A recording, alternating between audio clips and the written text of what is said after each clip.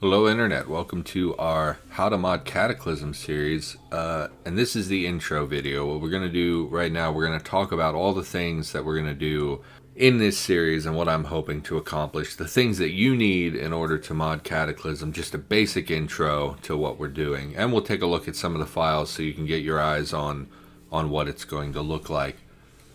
Now, to start out, you don't need very much to mod Cataclysm.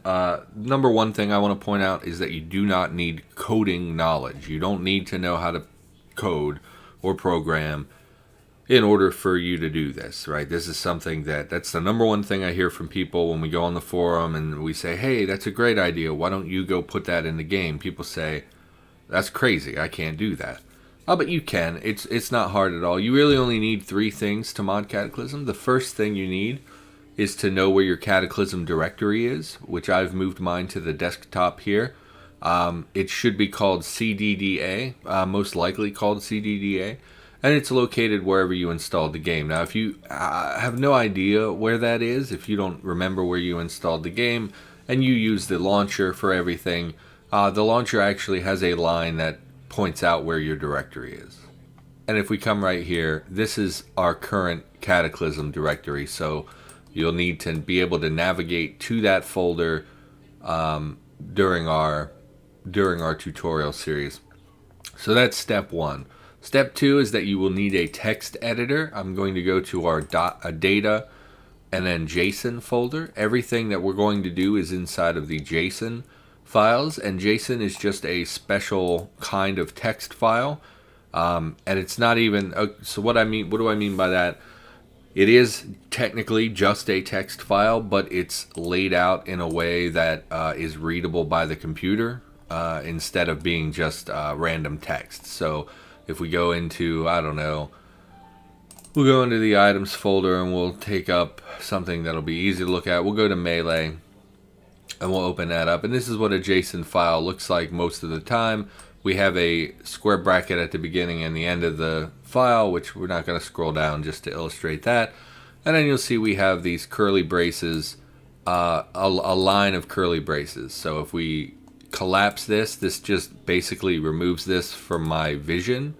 You'll see that everything starts with this curly brace, and then each of them ends with a curly brace, and each of those sections is an entry. So this is an entry, this is an entry, and so on.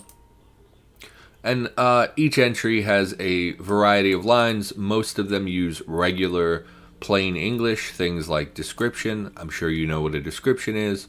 A name. That actually brings me up to the other thing that you need for modding Cataclysm, which is the ability to read. If you can't read, you're probably going to have a hard time with this series. But if you can read, most of the language that is used is pretty basic. Most of the, technique names and material names and all that, they're just plain English words that are not hard to understand. The real thing that we're going to tackle in this series is teaching you what each line means so that you can understand what is supposed to go after it. So for instance, ID, you might think, well, I know what an ID is, but there are some special rules about what goes in here. Type, you probably have no idea what a type is, and we're going to tell you what is the proper thing to put on this line so that the computer can read this and process it. So most of the series will be us going line by line by line by line, explaining everything that I can think. There's going to be a lot of redundancy as well. So for instance, pretty much everything has an ID or an ident, but because people skip videos, I'm going to explain pretty much in every single video what an ID is in case somebody skipped to that video just for the sake of teaching them something. And so since these are all text files, the only thing that you need is a text editor. Now I would highly recommend Notepad++, which is this program here. It is free. You don't have to worry about paying for it or anything like that. And the reason I use Notepad++ is that it has a language function that we can go to JSON. And because we are currently in the language setting for JSON, you'll see it color codes lots of things. So integers, which is just fancy talk for numbers, are coded in yellow. Anything in a string, anything inside of double quotes is this brown red color, and then bulls are true false statements. So if we put in true, it will color code that as well because it knows that that's a bool. And you don't need to know all the coder words. I'm going to do my best to avoid words like that. We're just going to talk in plain English as I explain things. However, the color coding can be handy. So for instance, if we're creating this entry and I forgot to put an end brace here, that wouldn't work for the game, and you'll see it kind of changes the coloring of that to let me know that I've made a mistake. Whatever. Anyway, so I would highly recommend Notepad++. It's free. It numbers your lines, which will be handy on occasion, things like that. Little stuff. You don't absolutely need this. At the end of the day, if you just wanted to edit this with the, I don't even have access to it currently, but if you just wanted to open this up in regular old Notepad or, a text editor, that would be fine. So I wanted to talk about what we're going to cover in this series. Just to give you nope, don't save that. Just to give you a basic rundown of the things that I plan to teach you. This is not going to be all-inclusive list. I'm going to probably add things as we go. The only thing on this list that I'm not sure we'll touch on is medication. We may or may not do that. But anyway, let's do this. So I want to give you the intro.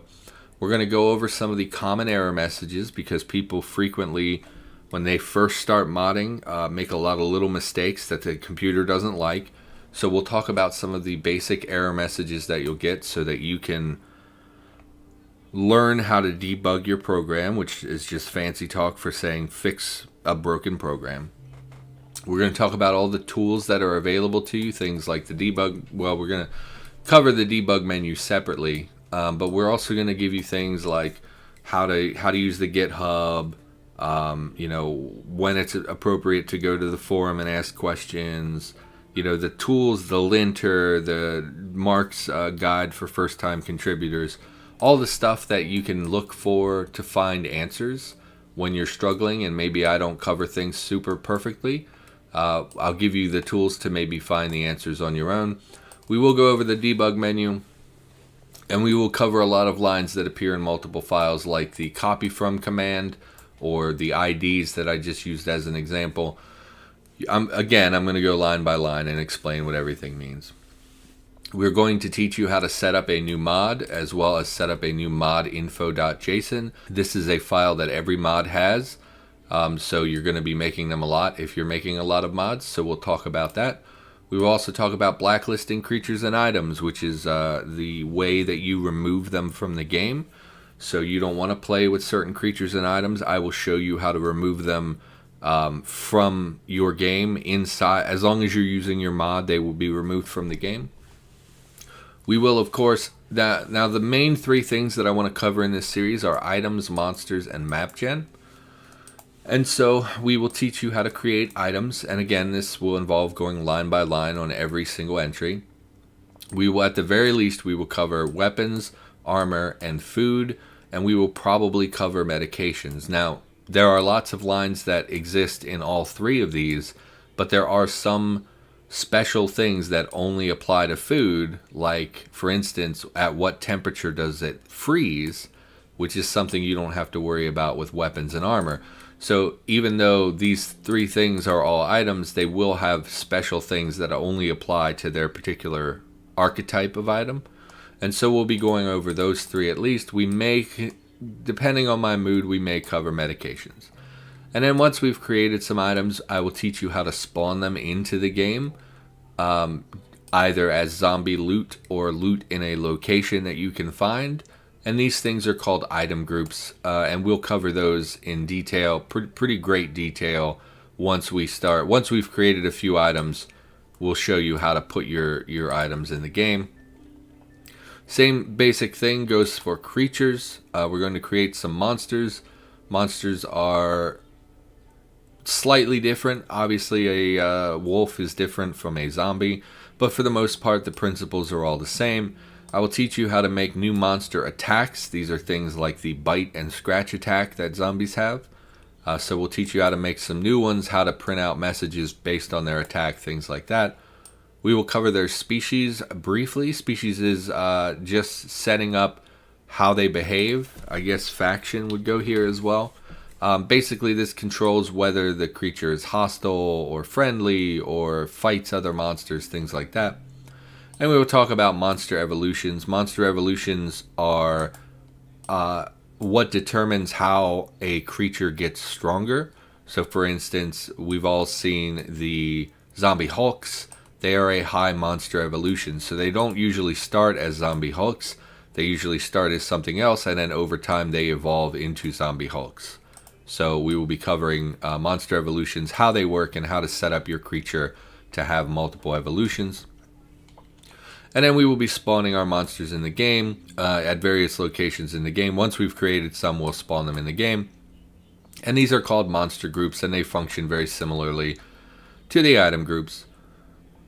Then, of course, we have map gen. I want to teach you how to make new locations, and we're going to give a complete rundown on how the map gen works. It's actually probably the more complex thing that we're going to deal with. Map gen is a lot more difficult for beginners than creating items or monsters, but we're going to take it slow, and we're going to cover everything step by step. Map gen is my favorite part of modding, so we're probably going to talk a lot about this. I'll probably do multiple locations. We will talk about overmap specials, which probably doesn't mean anything to you, but basically an overmap special is a group of locations that are all glued together. So if you think about the hospital that appears in the game, the hospital takes up 3 tiles by 3 tiles on the map, so it's 9 full tiles. And when you create a new location, you're only creating 1 of those 9 tiles, and then you create an overmap special which glues all 9 of those tiles that you've created into one big tile, basically. Is a very simple simplification of it, but we'll teach you how to do that, how to make your locations spawn on the map, how to make them spawn together in a cluster like that, etc. And then we're going to cover nested chunks. This is probably the most complex thing that we're going to do. A lot of room for error. I've only done it a couple of times, but it enables basically a nested chunk is like creating a map inside of a map so that you can randomize things even further. It's a pretty good imitation of creating a randomly generated location, which probably doesn't mean much to you, but you'll understand more as we go along, and you'll probably like them too. I like them a lot. And then finally, we will talk about whether you should create your mod as a mod or should you try to add it to the core game. And no matter what, we are going to take at least some example of something we've created and we're going to add it to the core game.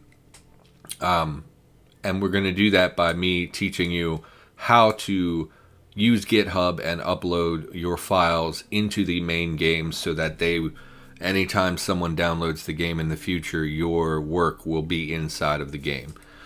I've done that a few times. I don't contribute as much as I probably should. I have a lot more free time than I let on, and probably should be working on the game. I just don't do it much anymore. But we will show you how to use a basic rundown of GitHub, how to add your mod to GitHub, things like that. And that's the gist of what I want to cover in this series. I'm hoping that this doesn't scare you off. I know some people will see things like, oh man, what overmap special nested chunks? That sounds confusing. Yeah, it does, and it is a little more complicated than some of the basic stuff.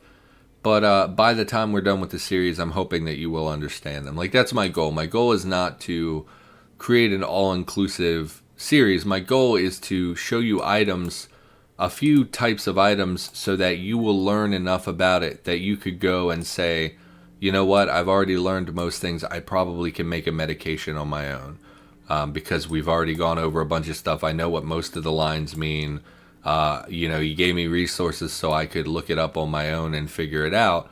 And then you were able to do it. My goal is just for you to be able to look at some of these files and know what they mean. So if we go to MapGen, this is going to be very confusing to you because you don't know what you're looking at. But my goal is by the end of the series, for you to be able to look at this and say, okay, I know what this is. It looks like some doors. These are walls, another door, Looks like furniture and things. You know, here are some beds. It looks like a window. These must be like, I want you to be able to look at this file and understand and say, okay, well, oh man, I don't know what that means, but I know that I can come down here and find the question mark and look, oh, it's a sofa, and you'll go back and so on. And so these things are not going to mean anything to you right now. My goal is that by the end of the series, you will be able to look at this and understand, okay, well, it's pulling from an item group called cleaning. It's spawning at these particular coordinates. You know, I want to teach you what the coordinates are, etc. Because I want you to be able to figure things out. Not for yourself, but I want to enable you to understand most of the files that you look at. So you may notice also that some things do not appear on this list. For instance, vehicle parts are not on this list. NPCs and NPC dialogue is not on this list. Those are the two things that spring to mind. I do not currently have any plans of teaching how to create NPC dialogue or create vehicle parts. Those things don't interest me very much, so I never spent the time to learn them. That is why we're focusing on items, monsters, and locations, because those are the three things I've done the most. Oh, and I forgot, we're also going to do recipes for crafting the items we create. So basically, if it's not on this list, it doesn't mean we're not going to cover it, but NPCs and vehicles are probably beyond my reach. We might create some custom vehicles down the road, but for right now, I'm focusing in on these three things, and that's going to be what the primary series is about. But anyway, I'm rambling a bit. Thanks for watching. Please continue watching the series. We're going to work on these things over the course of the next few weeks. I'm not sure how often the videos will be uploaded. Probably a lot at first, and then it will trickle off as I continue to do things over time.